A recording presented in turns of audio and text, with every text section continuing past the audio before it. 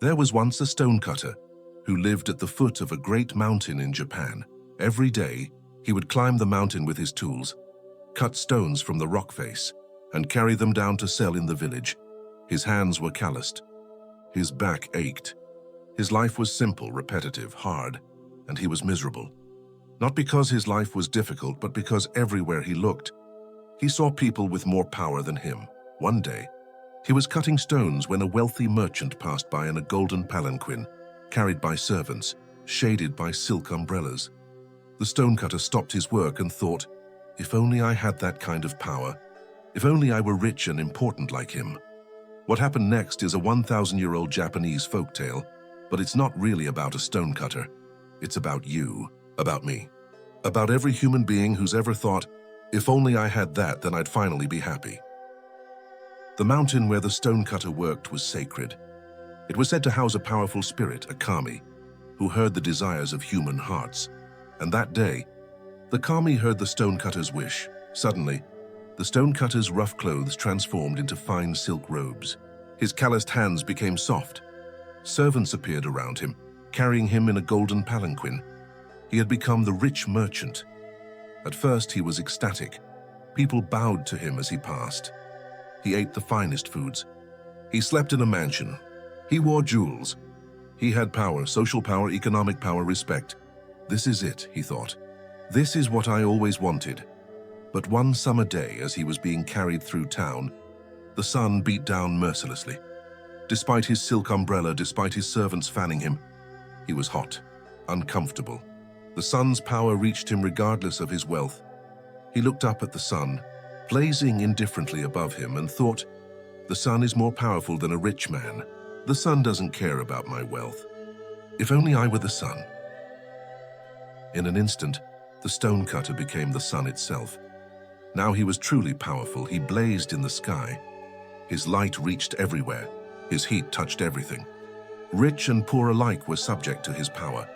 Kings bowed to no one, except they couldn't escape his burning rays. Crops grew or withered at his command. Drought or abundance, life or death. This is real power, he thought, but then one day, a massive storm cloud drifted into the sky. The stonecutter's sun tried to shine through it, but the cloud blocked his light completely. The earth below fell into shadow. His rays couldn't penetrate the thick, dark mass. The cloud moved wherever it wanted, completely indifferent to the sun's power. The stonecutter realized, the cloud is more powerful than the sun. It can cover my light. It can move freely and block me. If only I were a cloud. This is where the pattern becomes obvious, but the stonecutter doesn't see it. Do you? The stonecutter became a mighty storm cloud. Now he was even more powerful. He could cover the sun, the very thing he'd just been. He could bring rain or withhold it. He could flood villages, nourish rice fields, decide who prospered and who suffered. He drifted across the sky, reveling in his power. He poured rain onto the land. Rivers overflowed. Valleys flooded. Nothing can withstand me, he thought. But then he noticed, no matter how much rain he poured, no matter how fierce his storms, there was one thing that didn't move. The mountain. The same mountain where he'd once worked as a simple stonecutter. The floods raged around it. His rain battered it. But the mountain stood, immovable, eternal, unaffected. The mountain is more powerful than the cloud, he realized. It cannot be moved. It cannot be changed. If only I were the mountain. Now the stonecutter became the mountain itself. This was ultimate power. He was ancient, millions of years old, immovable, permanent. The sun rose and set over him. Clouds came and went. Storms battered him, but he remained. Generations of humans were born, lived, and died at his feet. Barely a moment in his existence. Finally, he thought, this is true power. Nothing is stronger than the mountain. For a time he was content, but then he heard something, tap, tap, tap, a tiny sound, rhythmic, persistent. At the base of the mountain, a figure worked. A man with a hammer and chisel, cutting stones from the mountain's face, tap, tap, tap. Each strike was infinitesimal. Each chip of stone was microscopic compared to the mountain's vastness, but the mountain felt it. Day after day, the man returned, tap, tap, tap, slowly. The mountain was being cut away. The stonecutter mountain realized with horror. A simple stonecutter is more powerful than the mountain. Bit by bit, he can reshape me. He can reduce me. He has a power I don't have. The power of will, of persistence, of change. If only I were a stonecutter again. And in an instant, the stonecutter was himself again, standing at the base of the same mountain where his journey began, holding the same hammer and chisel, wearing the same rough clothes, the same calloused hands, the same aching back, but everything had changed because now he knew he had been powerful all along. This Japanese tale, told for over 1,000 years, teaches something profound about human nature. Power is an illusion, or more accurately, power is contextual. The rich man was powerful. Until the sun shone on him, the sun was powerful. Until the cloud blocked it, the cloud was powerful. Until the mountain stood unmoved, the mountain was powerful. Until the stonecutter chipped away at it. Each form of power is relative. Each is vulnerable to something else. There is no absolute power, only the illusion of it. But there's a deeper teaching here that most people miss. The stonecutter's real problem wasn't his lack of power. It was his inability to see the power he already had. Think about it in modern terms. The employee envies the CEO's power to make decisions, to lead, to earn more. But the CEO is constrained by the board, by shareholders, by market forces. The shareholders are powerful until consumer behavior shifts. Consumers are powerful until they realize they're manipulated by algorithms. The algorithms are powerful until they're regulated by governments. Governments are powerful until they're voted out by employees, consumers, ordinary people. The circle is complete. Power flows. It doesn't accumulate at the top.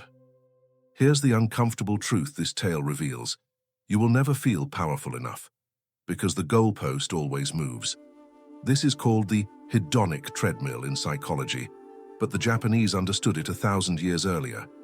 When you're the stonecutter, you want to be the rich man. When you're the rich man, you want to be the sun. The wanting never stops. The destination is always one step further. Social media has made this exponentially worse. You compare your life to someone with more followers. If only I had their platform. You get the platform, then compare yourself to someone with more money. If only I had their resources. You get money, then compare yourself to someone with more freedom, more happiness, more something. There's always a bigger mountain. The stonecutter didn't need more power. He needed to stop comparing. The Buddhist concept of tanha, craving, thirst, desire, is exactly this. Not desire for things themselves, but desire born from comparison, from feeling less than. The stonecutter wasn't unhappy because his life was hard. He was unhappy because he was looking at everyone else's life instead of his own. Here's what the tale reveals in its ending. The stonecutter's power was always in his hands, in his persistence, in his ability to shape the world, one small action at a time. The mountain seems powerful because it's massive and immovable, but it can't create. It can't choose. It can't change. The stonecutter can. Tap, tap, tap. One strike doesn't change the mountain. But 1,000 strikes? 10,000?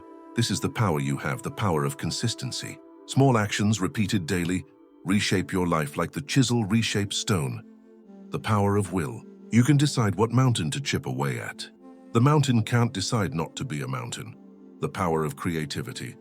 You can imagine something that doesn't exist and bring it into being. The power of adaptation. When the sun burns you, you can find shade. When the storm comes, you can seek shelter. When the mountain blocks your path, you can go around or through it, one chip at a time. Think about what ordinary people have done. A patent clerk imagined relativity and changed physics forever. Einstein, a substitute teacher, started teaching coding in her apartment and built a tech education empire. Reshma Saujani, Girls Who Code. A stonecutter named Michelangelo looked at marble and saw David. You don't need to be the sun to have power. You need to be you, consistently, persistently, deliberately. But here's the final twist this tale teaches. The moment the stonecutter stopped grasping for power, he became powerful. This is the paradox at the heart of Zen Buddhism and Taoist philosophy. True power comes from non-striving, from acceptance, from being exactly what you are. As the Tao Te Ching says, the master does nothing, yet leaves nothing undone. The stonecutter's misery came from wanting to be something other than himself. His peace came from accepting himself as he was. not resignation, not giving up ambition, but releasing the toxic comparison that makes you feel perpetually inadequate. When you stop looking at what everyone else has, you finally see what you have. When you stop trying to be the sun, the cloud, the mountain, you discover the power of being yourself. So here's the question this ancient tale asks you. Which stonecutter are you? Are you the one at the beginning, constantly looking at others, wishing you had their power, their life, their advantages? Or are you the one at the end, who understands that the power you seek has been in your hands all along? Look at your hands right now. What power do they hold? Not the power to control the sun or command the storms, but the power to create, to build, to change, to chip away at your mountain one day at a time. As Lao Tzu said, the journey of 1,000 miles begins with a single step. The stonecutter learned what the Buddha, Lao Tzu, and Marcus Aurelius all taught.